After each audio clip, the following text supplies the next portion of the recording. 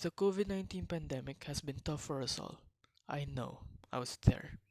These past years were a struggle for everyone. I watched as people from all walks of life, rich or poor, young or old, were pushed into having to adjust to a life of isolation and social distancing as our government made quarantine mandatory for everyone.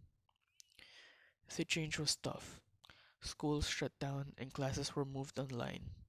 Malls and public spaces were all shut down completely for a couple months before being allowed to reopen in a limited capacity. It was particularly hard for owners of small local businesses and the average working person. Many went out of work as companies were left no choice but to lay off employees. No one went into this crisis unchanged. These past few years, our lives changed in the blink of an eye as we all knew friends and family who passed away from the virus. I myself know people whose lives met an untimely end. At the peak, hospitals were working at over full capacity and had struggled to cope with the vast swaths of incoming patients. The government failed to provide the most basic need of healthcare for its own citizens. It was no longer a matter of rich or poor. There was simply not enough space in the hospitals, even for the ones who could pay the bill. When many were stuck at home with no work and struggled to get by, we watched the blatant incompetency of our elected leaders in responding to the pandemic. When unemployment was at an all-time high and Filipinos depended on the government aid instead of wisely allocating funds to relief, we watched as the current administration spent their attention on Dolomite beaches and making face shields mandatory, despite its efficacy being more than questionable. The situation was challenging, but was exacerbated by the lack of competent leadership displayed by the Duterte administration.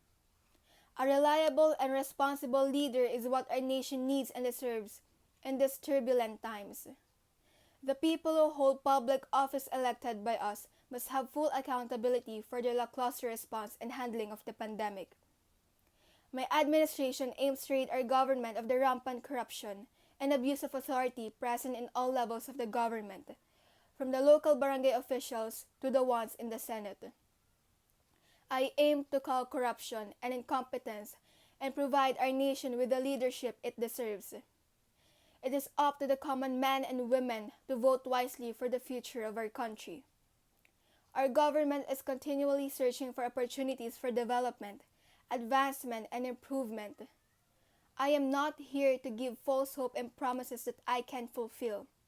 I am here to show you what I am capable of and my plans to solve this problem. As President, my administration's first and primary goal will be doubling down on the COVID-19 pandemic response. We see a slow crawl back towards normalcy with businesses reopening and people getting back on the streets. And we will ensure that we carry on with this pace and do our best at keeping the rate of infection as low as possible. As a long-term solution, we aim to procure more vaccines and booster shots by our first year, ensuring that we can protect as many of our citizens as possible to minimize everyone's risk and create herd immunity. As a lesson learned from 2020, we will also work to create more public hospitals to ensure that every Filipino is provided with the health care they deserve. Not only will we compensate our healthcare and frontline workers for the risk they went through and the service they gave to our country while working and providing essential services during the pandemic. We will also seek ways to increase their wages to encourage our youth to go after careers in those fields and promote some of the 17,000 Filipino nurses to work locally instead to bring that important talent back home in service of our people. We also aim to continue the trial of face-to-face classes in selected academic establishments as a means to test and see if the school may operate the total pre-pandemic capacity soon. With many schools having created the required infrastructure for online classes, we may reform education into a hybrid between face-to-face classes and online modules. The final thing my administration will work is to fix the prevalent inequality present in our communities. Many workers have lost their jobs at the start of the pandemic, did nothing to solve the inequality seen in our country, and only made things worse as those who work higher paying office jobs were able to work from home the whole time. In contrast, those who did manual labor were not able to. The prerequisites to work an online job like a functioning computer and internet are not available in everyone, especially in the third world country like ours. As president, it would be my responsibility to ensure that the people I serve are sufficiently provided with what they need. We want to subsidize and provide support to the citizens who chooses to create a small business to encourage productive entrepreneurship and the creation of jobs. I will encourage our people to bring back production back to local companies, reduce reliance on imports that we saw to be unreliable in the time of the pandemic. The increase of locally manufactured goods will be good for our economy and create many jobs for the working classes. In short, my administration aims to serve. A president is but a public servant who aims to lead and work towards the common interest of our nation and its people.